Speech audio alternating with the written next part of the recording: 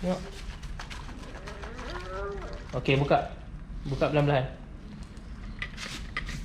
Okey, Aiman 1 2 3 Aiman masuk dalam botol ni 1 2 3 cakap. 1, 2, 3. Wow! Volcano.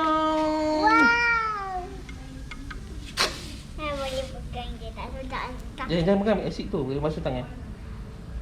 Nanti basuh tangan. Nak buat lagi sekali boleh? Boleh.